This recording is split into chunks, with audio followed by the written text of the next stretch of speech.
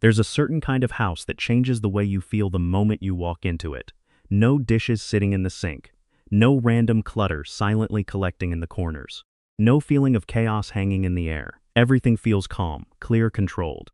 And maybe you've stood in a place like that before and quietly wondered something that almost feels embarrassing to admit. How do people actually live like this every single day? Because maybe your place doesn't. Maybe you've tried, really tried. You cleaned everything on Sunday night, promised yourself this time would be different, but 3 days later the laundry came back. The counter slowly disappeared again. Life happened again, and after a while, you stopped seeing the mess completely. But your brain never did. That's the part most people don't realize. A messy environment does something to you psychologically, quietly, constantly. It drains you without asking for permission first. And the people who keep their house clean every day are not magically more disciplined than you. They are not waking up excited to wipe kitchen counters at 10 p.m.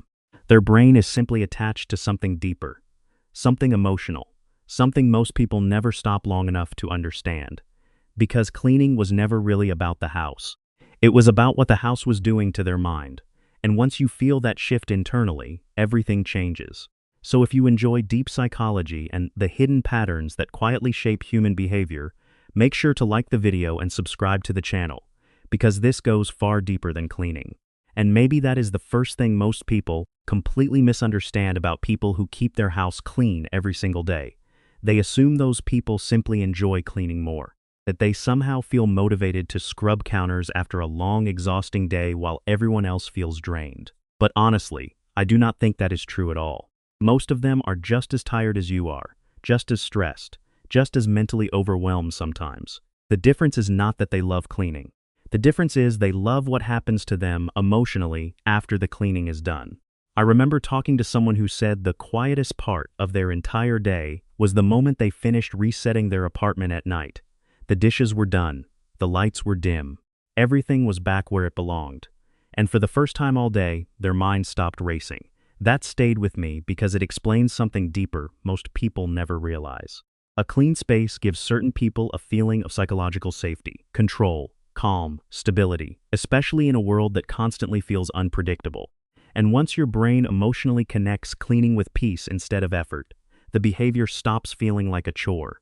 It starts feeling like self-protection, like taking care of your nervous system in a way most people never think about consciously. And that emotional connection to cleaning starts making even more sense once you understand what clutter is actually doing to the brain all day long. Because most people think they eventually stop noticing the mess around them. But psychologically, that is not really true. Your eyes may adjust to it consciously, but your nervous system never fully does. Every pile of clothes sitting in the corner, every unopened package, every dish left in the sink before bed. Your brain quietly registers all of it as unfinished, incomplete, still waiting for your attention somewhere in the background. And over time, that creates a kind of mental weight most people carry without realizing it. I remember hitting a point once where my room was not even extremely messy, but there were small unfinished things everywhere. Papers on the desk, laundry half folded, random clutter I kept telling myself I would deal with later. And strangely, I could feel my focus getting weaker inside that environment. My mind felt noisy even when the room itself was technically quiet. That is because the brain is constantly scanning the environment for unresolved signals. And when your space feels chaotic, your nervous system stays slightly alert all the time. But when everything feels ordered, something inside you softens. Your brain finally stops searching, stops tracking, stops carrying invisible stress it was never meant to hold continuously. And maybe that deeper mental relief explains something even more important happening underneath all of this. People who consistently keep their space clean eventually stop viewing it as a task entirely. It becomes part of their identity, part of how they see themselves. And honestly, that changes everything psychologically. Because human beings struggle to stay consistent with behaviors that feel disconnected from who they believe they are. I remember realizing this after watching two different people handle the exact same situation. One person cleaned only when life felt completely out of control.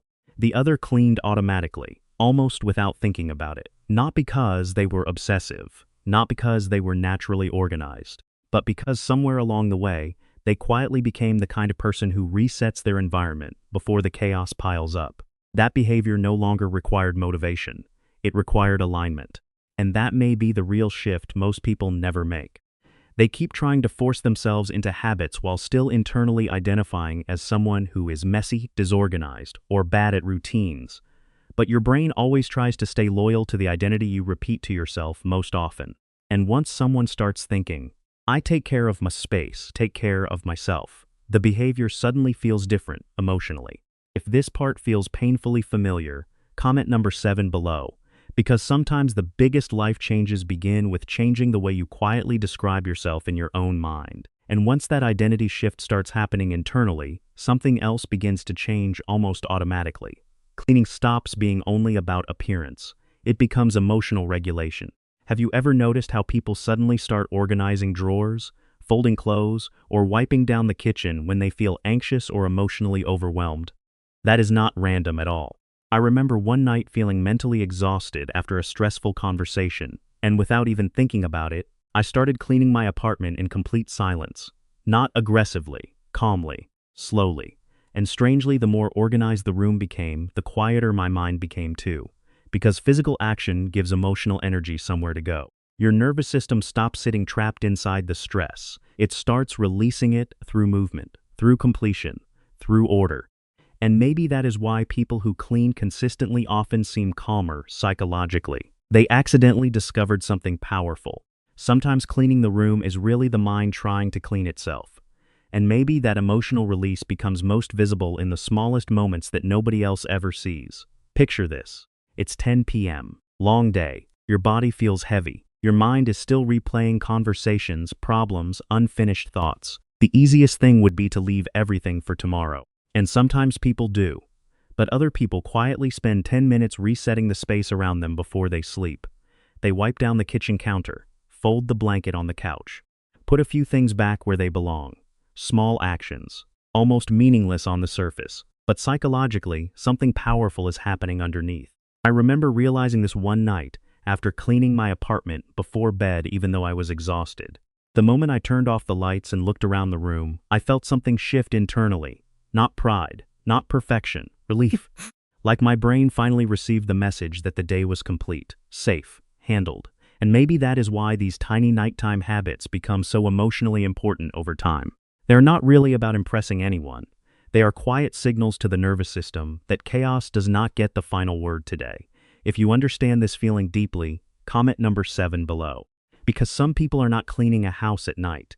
They are creating peace before they sleep. And after enough nights like that, something even deeper begins forming quietly inside a person. Their home stops feeling like just a place they sleep. It starts becoming a reflection of how they see themselves emotionally. Because whether people realize it or not, the spaces we live in constantly send messages back to us. I remember walking into my apartment once after finally cleaning everything properly after weeks of stress and exhaustion. Nothing expensive had changed. Same furniture, same walls. But emotionally, the room felt different, lighter, safer somehow, and I realized something important in that moment. A clean environment does not just change what you see. It changes what you feel you deserve. When your space feels cared for, part of your nervous system quietly absorbs that care too.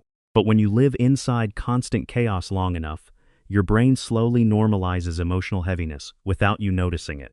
And maybe people who keep their house clean every day are not obsessed with perfection at all. Maybe they simply made one quiet decision somewhere along the way. Their peace matters. Their environment matters, and deep down, they matter too. And maybe after hearing all of this, you are finally starting to realize something important. People who keep their house clean every single day are not necessarily more disciplined than everyone else. They are not stronger, not more perfect. In many cases, they simply discovered something most people never fully connect emotionally. Your environment shapes your mind far more than you think. The space you wake up in every morning slowly affects your stress levels, your focus, your emotional energy, even the way you see yourself over time. And maybe that is why small acts like making the bed, clearing the counter, or resetting the room at night can feel strangely powerful psychologically. Because deep down, those actions are not only saying this place matters, they are quietly saying, I matter too. I think a lot of people spend years trying to fix their entire life while ignoring the environment their nervous system lives inside every single day. But sometimes peace begins smaller than that. Sometimes it begins with one clean room, one reset, one decision to stop surrounding yourself with constant invisible chaos. So if this video spoke to something real inside you, make sure to subscribe to the channel and support the next deep psychology videos. And if you want to go even deeper, watch the next video about the hidden psychology of people who feel emotionally alone even when surrounded by others.